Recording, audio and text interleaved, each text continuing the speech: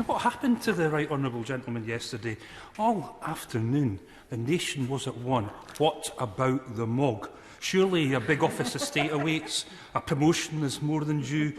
Well, maybe he shouldn't have said no more taxes in the week his Prime Minister hiked them through the roof.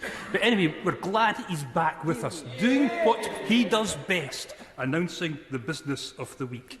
But, Mr Speaker, this is now getting beyond the joke. The scenes from a packed PMQs yesterday were simply a disgrace, with barely a face mask on a Tory mush.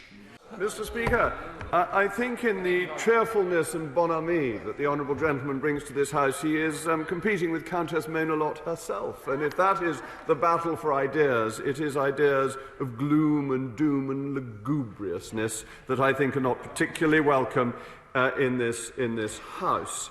As regards the issue of face masks, the policy is extremely straightforward. Face coverings are not mandatory for members in the House of Commons, the Chamber, voting lobbies, Members' Lobby and Westminster Hall. The advice of Her Majesty's Government on face coverings is that they are not required by law in the workplace, and the Government removed the legal requirement to wear face coverings in public places in indoor spaces. If you are in a crowded indoor space where you come into contact with people you don't normally meet, wearing a face covering can help reduce the spread of COVID. And, Mr Speaker, is it not interesting that the honourable gentleman, and perhaps this applies to the nationalists generally, don't normally meet other MPs? Perhaps this is because they're not very assiduous in their attendance in the House of Commons. But those on my side of the House who are rigorous and regular attendants meet one another regularly and therefore are completely in accordance with the guidance of Her Majesty's Government.